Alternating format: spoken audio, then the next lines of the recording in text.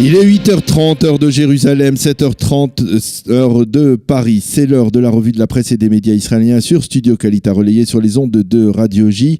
Et bien entendu, vous le savez, vous le comprenez, nous sommes à J-2, à 2 jours des élections en Israël et les quotidiens israéliens le mentionnent pour la plupart. En surtitre, pour le Israël Hayom, la manchette est celle de l'incertitude.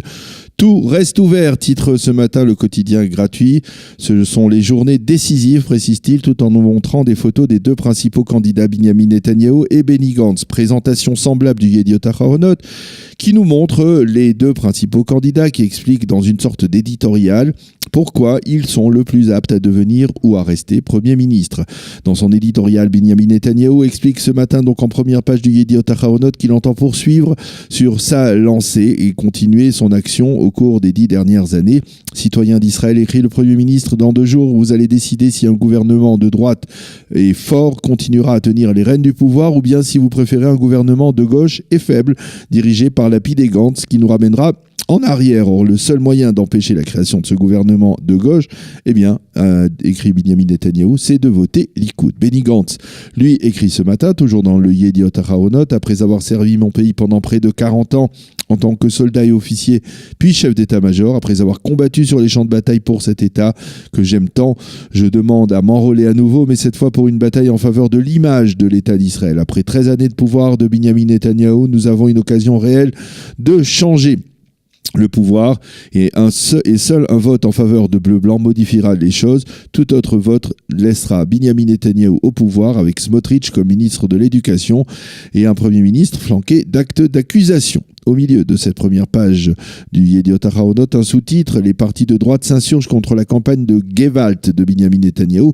Il s'agit de cette campagne d'alerte et d'appel au secours que le Premier ministre a lancé ces derniers jours et qui consiste à appeler les électeurs proches de la droite israélienne à voter massivement pour le Likoud pour renforcer le grand parti de droite au détriment des petits partis de cette même droite nationaliste israélienne qui participent à la coalition sortante et qui craignent de ne pas passer le seuil d'éligibilité. Et lorsque l'on ouvre les pages intérieures du Yediot Ahronoth, on découvre que le journal ne s'est pas contenté de demander à Netanyahou et à Gantz leur profession de foi.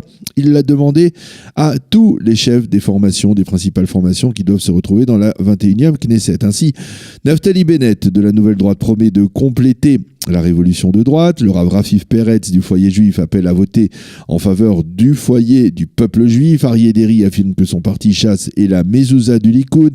Yaakov Litzman rappelle que le judaïsme unifié de la Torah orthodoxe est engagé envers tous les citoyens, pas seulement les orthodoxes.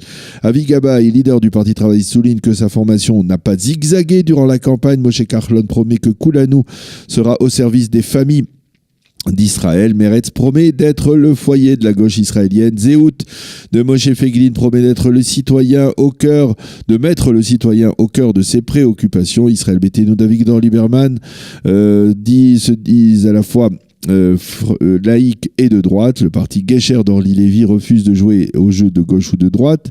Les partis arabes, le parti Hadash Ta'al de Tibi et Oudé affirme être un rempart contre le racisme et le parti Raham Balad exige de la sécurité également pour les citoyens arabes de l'État d'Israël. Voilà donc pour ce tour d'horizon rapide on peut le dire, de l'ensemble des professions de foi, des leaders des plus importante formation de l'échiquier politique israélien actuellement. Le Israël Hayom revient sur la révélation faite hier par le Premier ministre lors de son ultime entretien sur la chaîne 12. M. Netanyahou a en effet affirmé que s'il formait le prochain gouvernement, eh bien, il envisagerait une annexion d'une partie de la Judée et de la Samarie, en particulier de Ma'ale Adumim, le joker de la 90e minute, titre le journal en citant M. Netanyahou qui exprime une vive inquiétude quant à l'issue du scrutin et qui appelle l'électorat de droite à ne pas sombrer dans la nonchalance. Quant à Benny Gantz, il cible en particulier au cours des derniers jours les indécis. Le Israël Hayom nous montre également une photo de Yair Lapid qui est allé voir vendredi à Paris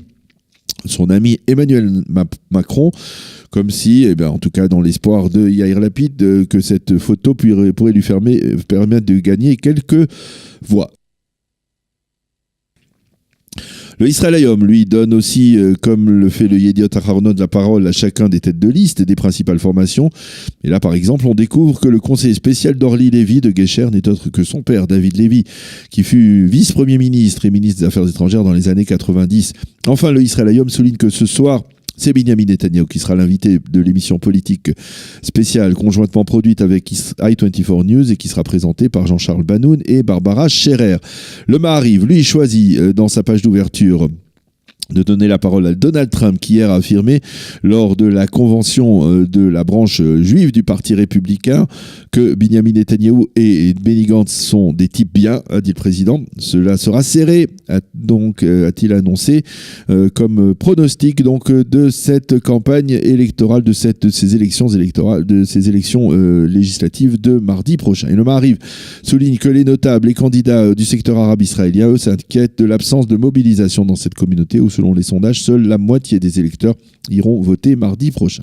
Dans le Haaretz de ce matin, une analyse qui nous ramène sur l'ensemble de la campagne électorale et le quotidien de gauche de constater, donc le Haaretz, de constater qu'une fois de plus, comme en 2015, le processus de paix a été mis de côté de toute la campagne, mais que malgré tout, on peut distinguer certaines différences d'approche entre Benjamin Netanyahu et Benny Gantz.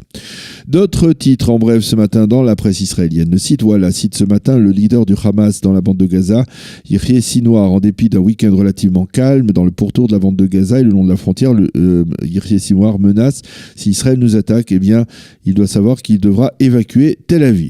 Le Israël Hayom nous annonce que les États-Unis ont l'intention de proclamer que les gardiens de la révolution iranienne seront introduits dans la liste des organisations terroristes. C'est un projet donc américain. Pour la première fois depuis l'instauration de relations diplomatiques entre les deux pays, le Nicaragua a désigné un ambassadeur en Israël. Par contre, l'Afrique du Sud, elle ne ramènera pas son ambassadeur en Israël et elle a décidé de réduire le niveau de sa représentation dans l'État hébreu. Enfin, dans les titres diplomatiques du Israël Hayom, une déception, celle provoquée par le président brésilien Jair Bolsonaro, qui durant sa visite en Israël la semaine dernière n'a pas confirmé son intention de déplacer l'ambassade du Brésil de Tel Aviv à Jérusalem. Le Yediot Ahronoth, lui, nous indique que la série israélienne très populaire Nechama a connu un véritable succès durant le festival de Cannes des séries télévisées. La série a inauguré le second festival de ces séries et elle a été très applaudie. Il s'agit d'une série qui varie entre humour et émotion et qui connaît un réel succès en Israël. Et puis pour terminer cette revue de la presse, un mot de santé. Les quotidiens israéliens annoncent que la semaine dernière, lors de sa visite à Toronto, au Canada, une visite qui a été écourtée justement en raison des problèmes de santé de son épouse, le président Rivlin a inauguré un appareil ultra sophistiqué qui est de fabrication israélienne et qui a été acheté par l'hôpital général de Toronto. Cet appareil permet d'avoir une image en hologramme du cœur d'un patient et d'une qualité rarissime d'image, ce qui permet de découvrir les imperfections même infimes et de les soigner. Le président n'avait pas caché au moment où il a assisté à cette présentation son admiration pour une telle technologie en provenance de l'État d'Israël. Voilà donc pour cette revue de la presse et des médias. Il est 8h38 sur Studio Qualitam. Nous marquons une pause avant de poursuivre notre heure d'actualité.